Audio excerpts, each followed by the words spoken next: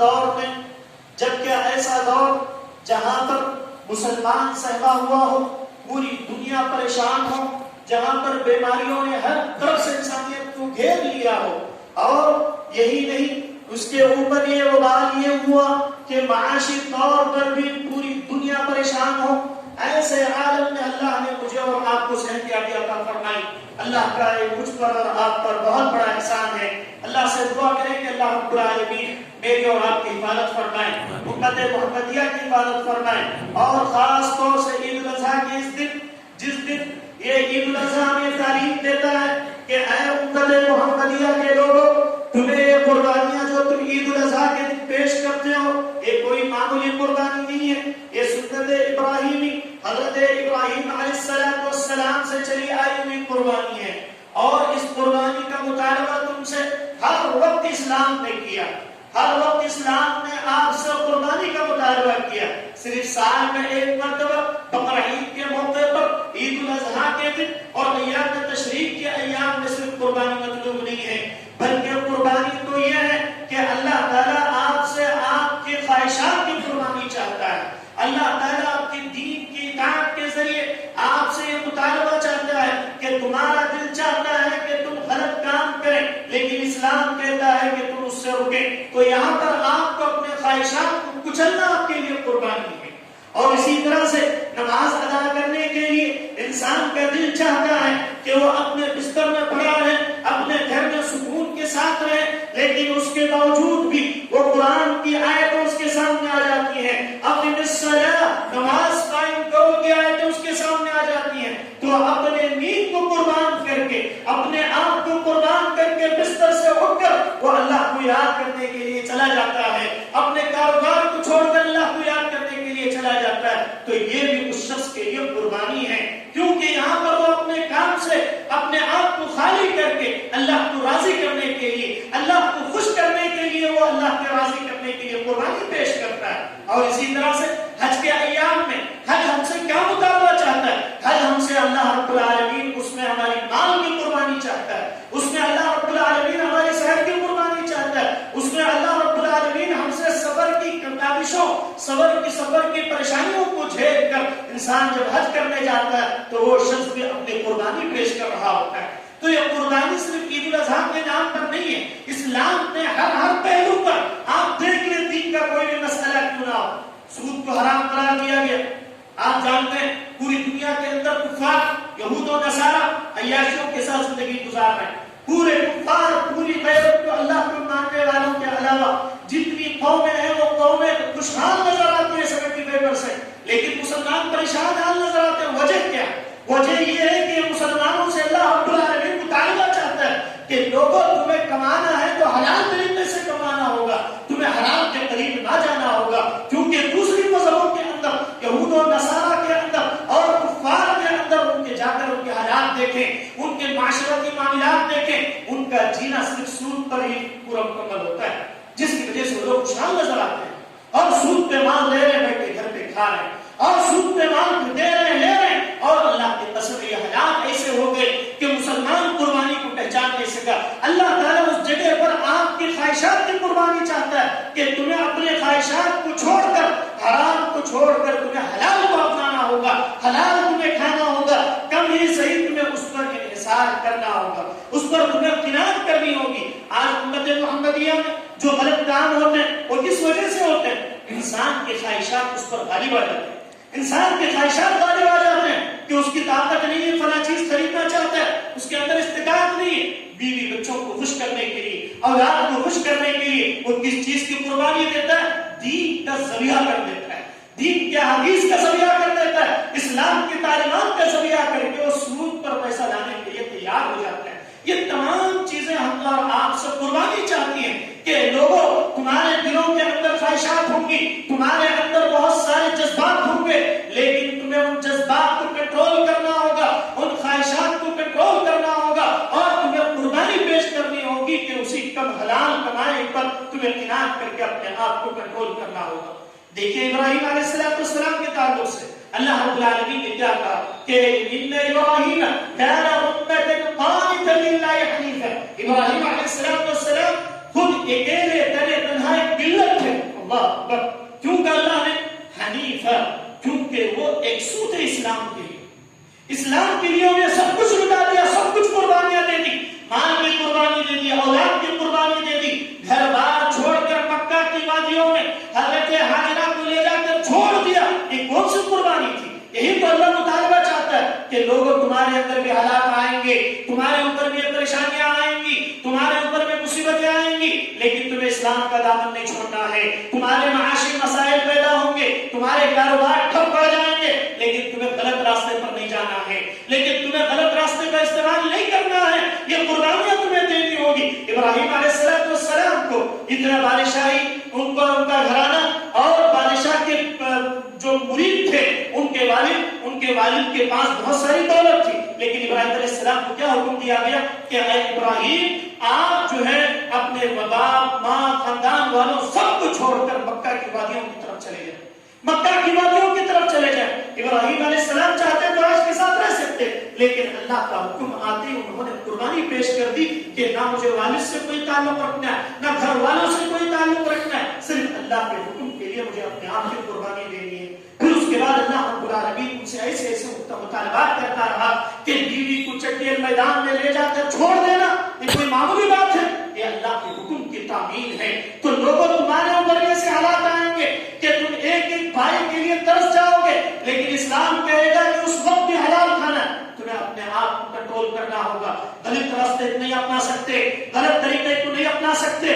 اللہ کی قسم ہے یہ قربانی کا دن، یہ عید الاضحیٰ کا دن ہمیں یہی پیغام دیتا ہے کہ لوگوں تمہیں ہر قدم پر قربانیاں مطلوب ہیں، تم سے قربانیاں مطلوب ہیں. تم قربانیاں جب تک دیتے رہو گے جب تک کہ تمہاری جان اپنے اندر باقی.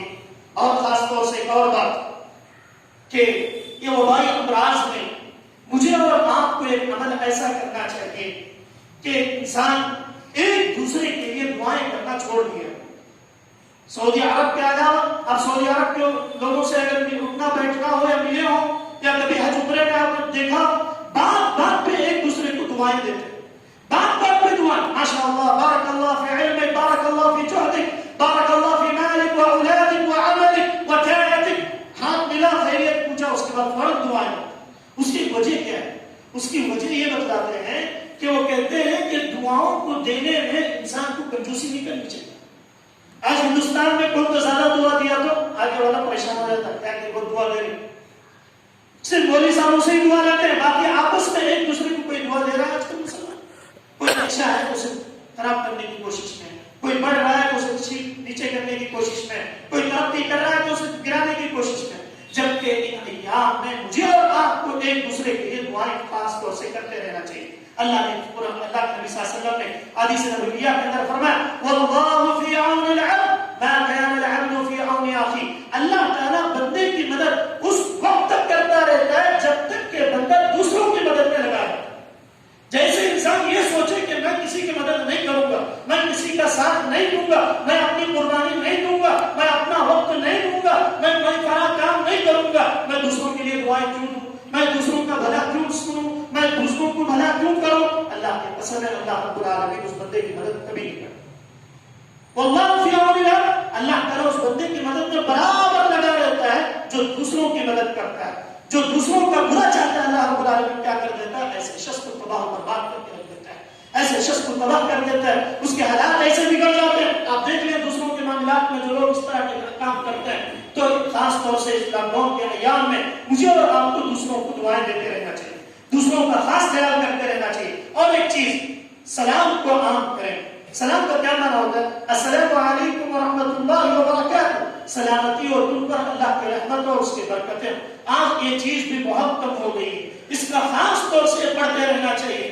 آج لوگ صحیح سالم نہیں ہیں، صبح ہے شام تک آپ کو ملیں گے یا نہیں ملیں گے نہیں معلوم، اور آپ نظر آ رہے ہیں تھوڑی دیر بعد نظر آئیں گے یا نہیں معلوم. اس لیے جو سلام کو عام کریں. افشوا السلام بینکم. اللہ کے نبی جب مدینہ آئے تو سب سے پہلے کیا حکم دیا اللہ کے نبی نے کہ لوگوں اپنے بھائیوں کے لیے دلوں کو کھول دو، اپنے بھائیوں کے لیے دلوں کو کھول دو. افشوا السلام بینکم، اور سلام کو عام کرو اور اپنے آپ کو پیش کرو لوگوں کے سامنے، ان پر سلامتی بھیجو. ہم سلامتی نہیں بھیجتے ہیں، صرف منڈیاں حالات میں دکھتے ہیں تو نظر آتے.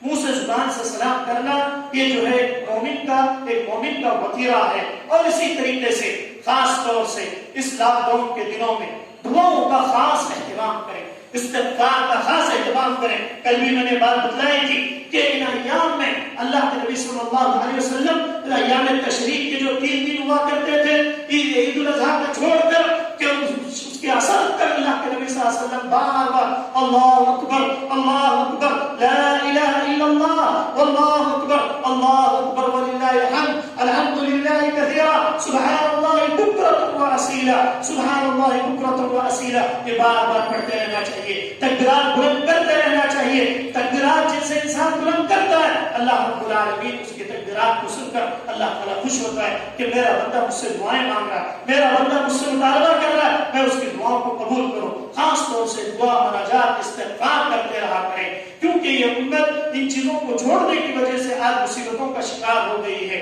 اور یہ پریشانیاں جو آئی ہوئی ہیں چاہے معاشی طور پر ہو چاہے بدنی طور پر ہو، اور خاص طور سے معاش کے تعلق سے اللہ سے دعائیں کریں کہ اللہ رب العالمین پورے امت محمدیہ کی حفاظت فرمائے، پوری دنیا والوں کی حفاظت فرمائے، بیماریوں سے حفاظت فرمائے اور پریشانیوں سے حفاظت فرمائے، اور جو اموات ہو رہے ہیں ان اموات سے بھی اللہ رب العالمین میری اور آپ کی حفاظت فرمائے۔ جس کا وقت آ چکا ہے وہ جائے گا ضرور، لیکن جو ہے اسے کلمہ نصیب فرمائے، اس کی زبان سے کلمہ نصیب ہو۔ آج حالات ایسے ہیں کلمہ تو سانس لینا مشکل ہوتا چلا جا رہا ہے، سانس لینا مشکل ہوتا چلا جا رہا ہے۔ اللہ کی قسم اس کا خاص خیال رکھیں، اپنے بھائیوں کو دعا کریں کہ اے اللہ اگر موت بھی ہو تو کلمے والی موت نصیب فرما، اے اللہ کلمے والی موت نصیب فرما۔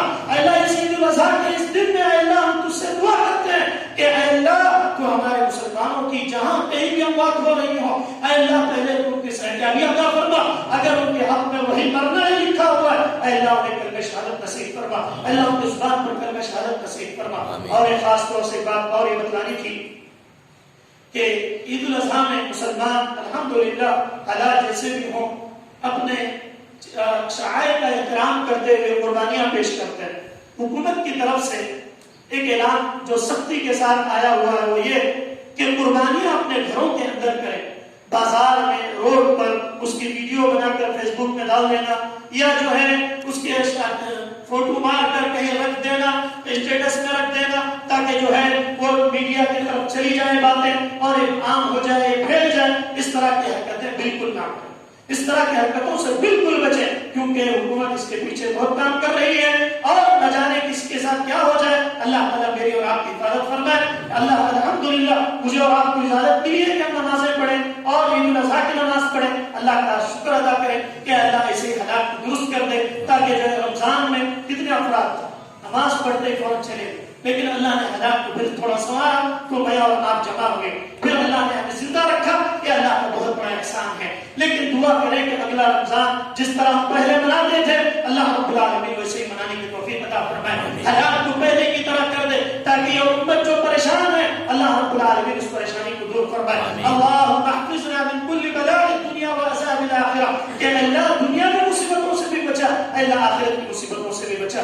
ہم دنیا کی چیزیں اگر تھوڑی سی پریشانی آ جاتی ہیں تو ہم کتنا اہتمام کرتے ہیں، سانس لینے میں تکلیف ہے تو ہم ماسک کا استعمال کرتے ہیں، اور کھانے میں تکلیف ہے فلاں چیز نہیں کھانا ہے تو نہیں کھا رہے ہیں، کیوں نہیں کھا رہے ہیں؟ سب کو جان کی فکر، سب کو جان کی فکر۔ اللہ کے نبی نے فرمایا تھا قیامت قریب آ جائے گی، حب الدنیا و کراہیت الموت، تم لوگ حب الدنیا، دنیا کی محبت اتنی آ جائے گی کہ موت کا نام سن کر سب کچھ چھوڑنے کے لیے تیار ہو جاؤ، موت کا نام سن کر سب کچھ چھوڑنے کے لیے تیار ہو جاؤ۔ آج نوجوان نشہ کرتے ہیں، سگریٹ پینا عام بات، شراب پینا عام بات، یہ سب چیزوں سے بچنے کا قرآن نے کب سے حکم دیا؟ سارے 1400 سال پہلے سے حکم دیا جا رہا کہ لوگوں یہ حرام ہے بچو، لیکن بچنے کے لیے تیار نہیں۔ ان بیماریوں میں صرف سانس کی بیماری آ گئی تو انسان جو ہے ہر شخص جیسا بھی کیسا بھی کیوں نہ ہو سب احتیاط کر رہا ہے، کاڑے پی رہے ہیں، فلاں گرم پانی پی رہے ہیں، ڈاکٹر جیسے بول رہے ہیں ویسے سن رہے ہیں۔ یہ کیوں ہے؟ یہ ہمیں ڈر ہے کہ ہماری جان جائے، یہ ڈر نہیں ہے کہ ہم حرام کام کریں گے تو اللہ ہمارے ساتھ کیا کرے، قیامت کا عالم کیا ہوگا۔ یہ چند سالہ زندگی، میں نے بار بار کہا، اللہ کے نبی نے فرمایا تھا ان اعمار امتی بین 60 و 70، میری امت کی عمریں 60 اور 70 کے درمیان ہوں گی، بس اس کے علاوہ کچھ نہیں ہے۔ یہ زندگی ختم ہو جائے گی، اس کی کوئی اہمیت نہیں۔ اصل زندگی ابدی زندگی ہے، اصل زندگی آخرت کی زندگی، اس زندگی کو مجھے اور آپ کو تیار کرنا ہے۔ تو خاص طور سے جیسے میں نے کہا عید الاضحیٰ میں جو جانور ذبح کر رہے ہیں، صفائی کا خاص طور سے اہتمام کریں۔ الطہور شطر الایمان، پاکی جو ہے ایمان آدھا ایمان ہے۔ ایک مسلمان کو ہمیشہ پاک صاف رہنا چاہیے، صرف ان ایام میں پاکی صفائی نہیں بلکہ ہر وقت مسلمان کو پاک صاف ستھرا رہنا چاہیے۔ اس کا خاص اہتمام کریں تاکہ کسی کو شکایت کا موقع نہ ہو۔ اور یہ امت جو ہے پاکی صفائی کے لیے جانی جاتی ہے، لیکن آج جو ہے پوری دنیا میں یہ امت کس کے لیے پہچانی جاتی ہے؟